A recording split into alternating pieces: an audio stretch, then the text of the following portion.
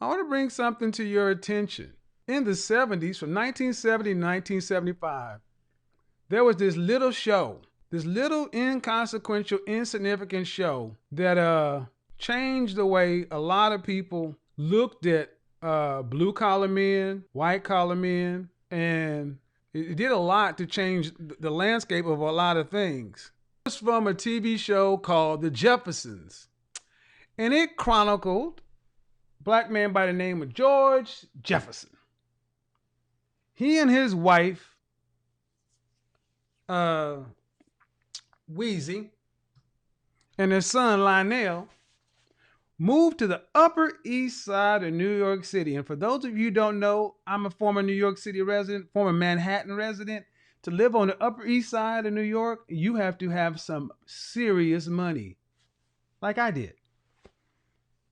I moved from the Upper East Side down to the Upper West Side, right about Hell's Kitchen. The Upper East Side is where all the blue bloods and the old money stays. I mean, to move to the Upper East Side, if you have an Upper East Side address, especially back then, you had made it. Black men that were on that side of town were doormen. They were cab drivers. They didn't live there. Okay? Wheezy, Louise. Okay? And for George Jefferson to have moved his family from the borough of Queens to the Upper East Side was an accomplishment. An accomplishment, bar none. How many people in the chat room ever watched an episode of The Jeffersons? If you watched the episode of The Jeffersons, put a 1 in the chat room. Come on, this is going to be interactive. This is going to be fun. This is going to be fun.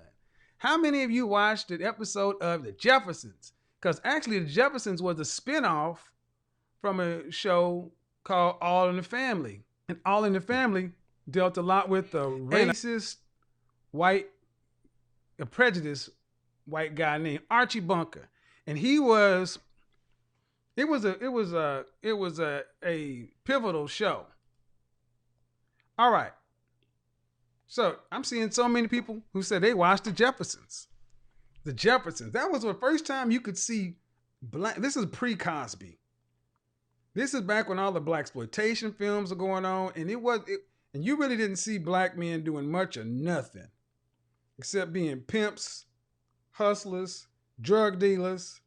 You know, we really weren't much of anything by this time.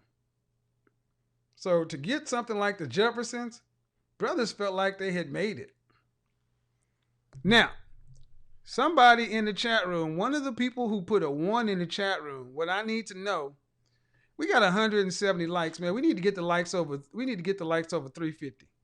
We need to get the likes over 350. And we're going to need at least 5 folks to throw something in there. Juxtapose The Jefferson. There you go, Tiffany. There's a juxtapose for you. Shout out to the PhD Tiffany, the one that don't want to get married because she's a PhD. Juxtapose that with Good Times, about a black family in Chicago with a hard-working father by the name of James Evans. Now I need somebody in the chat room to tell me, what college did George Jefferson graduate from? What college did George Jefferson graduate from? Rome? What? Rich? Jared? What are y'all talking about? He didn't graduate from college. Whoa. You're telling me that this black man who moved up onto the Upper East Side of New York City moved his family from Queens to the Upper East Side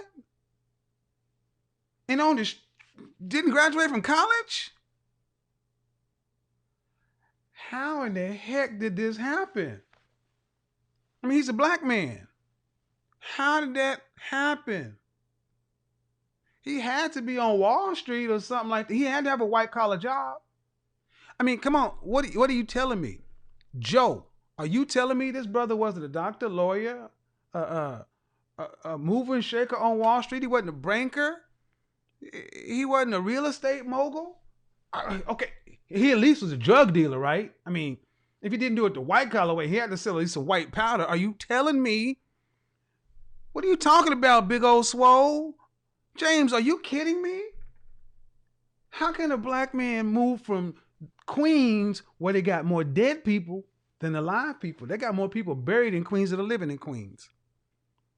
How in the heck did you get a black man to go from Queens to the richest neighborhood in one of the most expensive cities in the world without going to Harvard or Yale or MIT or something? I mean, I mean, how did this happen? He had to do something. I mean, he wasn't a lawyer. I mean, this was back in the days before massive computer systems, and he didn't wear a suit to work. I mean, he didn't go to Howard. I mean, what the heck could this man have done? ZB says he was also a fictitious character. To you, he was. And that's part of the problem. ZB, are you a man or a woman? This man who moved his family from Queens to the Upper East Side of town to where his wife didn't even have to work and their grown son could go to college, and he even had a room. And his wife was living so good that in that apartment they had a maid.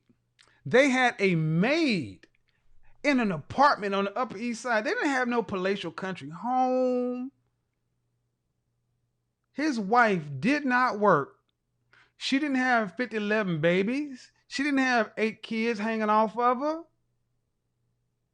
And she wasn't no super fine. Oh, don't get ahead of yourself, Godfather.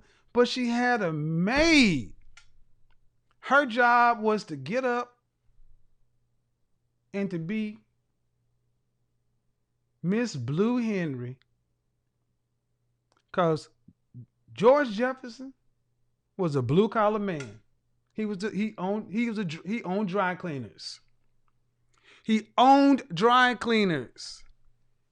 Ownership. What did I talk about in that video I did last week? So many women skip right over the blue collar men to try to go get white collar men, and you don't realize George Jefferson wasn't 75 years old when he didn't have to get his wife over to the Upper East Side in a walker to where she had a good 4 years before her hip gave out. No, she was in her late 30s or 40s. Late 30s or 40s. She had a whole lot of life ahead of her to sit down, put her feet up, and just be Miss Blue Henry. What do we notice about Louise Jefferson? Louise Jefferson was never going to be confused with being a beauty queen. She was dark-skinned, short hair, and rather fluffy. But unlike a lot of women around that time, she went ahead and got with a man who was working at a dry cleaner, who was ambitious, enterprising, married that guy, and he built an empire. How many of her college educated, AKA Delta, white collar, how many women today would skip right over George Jefferson?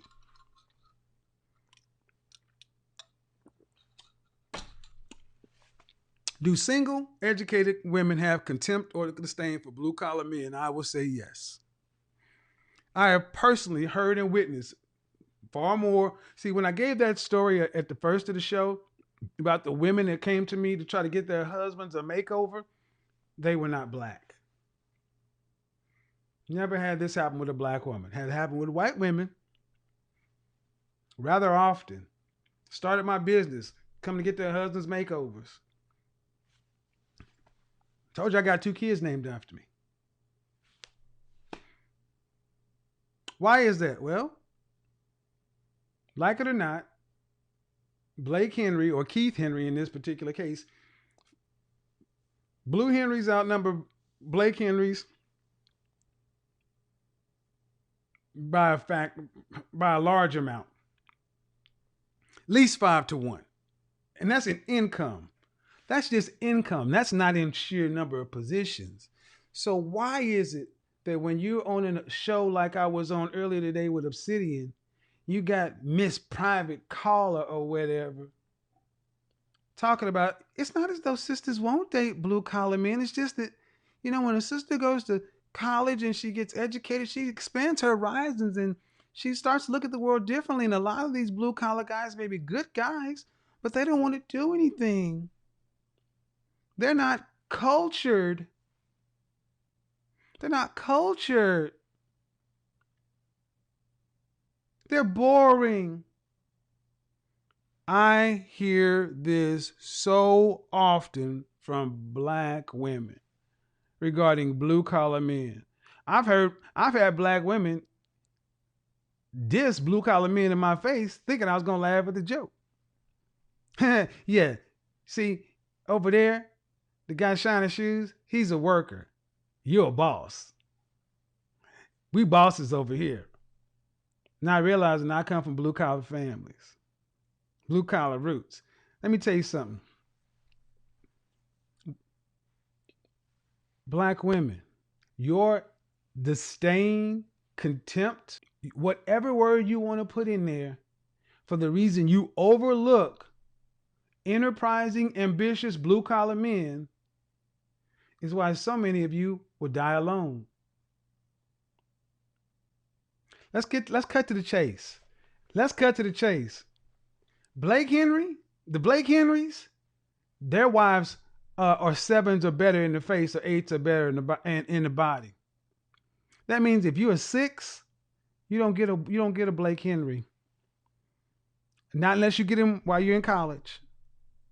After you graduate from college, once you're 23 or older, you don't get a Blake Henry. You don't get to make those demands. Like that Love at First Sight show that we were looking at. By the way, they chose to end their marriage. They chose to end their marriage. The brother that didn't really want to work and a sister who wanted to be a stay-at-home wife couldn't see that coming. This is the stay in your lane argument. See, Weezy stayed in her lane. And we got far too many sisters who think because you have a piece of paper with a seal on it and somebody's degree, that makes you more physically attractive. Nope, it doesn't. You don't get a Blake Henry. You're not attractive enough. Did I say that? Yeah, I said it. I said it because, like it or not, the CJ Kings of the world got that pick. 100% of the top 20% of women want 5% of men. So this conversation is for the women who haven't screwed their lives up. The women who are not 35 plus, who've already got too far in their career, too much baggage on them, and think too highly of themselves. I've said it to another caller. Have you noticed that the older or the more degreed or the higher earning a woman is, the less she is willing to compromise? That's fine. You don't have to. Well, let me explain a couple of things. First of all, go back and watch my other show. Let me say this definitively, without a shadow of a doubt. Salute to my blue collar brethren. I said it before and I say it again. White collar men ain't shit without you. We aren't shit without blue collar men. The world runs on what blue collar men do with their hands. Yeah, white collar men may have enough money to buy the house, but we can't build the house. So the only reason this kind of exists right now is because we've civilized the world in general and got first world problems. But if the power grid went out and the zombies start coming out, give me all you're gonna want to be around the blue collar men, not the white collar guys. Go look on Bear Grylls' Survival Island. I told this story to a blue collar brother earlier. See, when you got a bunch of men on the island and they got to survive and there's no food, no water, you got to kill and eat you got 3 meals to provide for every day with no refrigerator, no grocery store, right? You don't have time for a lot of highfalutin ideas. Hunger is setting in. 3 days without water, you're dead. Go watch the first season. In the first season, there's a guy in there from the rough scrabble parts of London, blue collar guy, and they got real classism over there. And he didn't like the white collar guy. He thought he was a pampered pansy. The white collar guy, they found a net. It needed to be repaired. It needs some stuff done on it. The white collar guy said, you know what? Yeah, you're the best fisherman and the only fisherman, but you can only catch one or two or three fish a day. You're just keeping us going. We're not going to get any bigger. We're just not going to die as long as you fish, because the rest of us can't. The blue collar guy had to feed them, but the white collar guy got a chance to put the nets together and work on this, work on that, and the net failed time after time after time after time after time after time after time. But one time the net finally worked and it came up big, 21 fish. Then another time it came up with 33 fish. The white collar guy came up with an idea that multiplied magnitudes more fish. Remember that? Magnitudes more. A lot of women would look and say, look at what the white collar did. The white collar guy made sure that not only he could eat, but he got the entire group. He provided enough bounty for everybody to where that if there were women there and children, everyone would have ate. The blue collar man worked hard, but he only provided a little. The white collar man worked with his mind and provided a lot. And that's the bullshit mythology you've been sold. But let me tell you something. What we as men know, the white collar guy who put the nets together, he had nothing but respect for the blue collar man, because the blue collar man got up there and did the work every god darn day.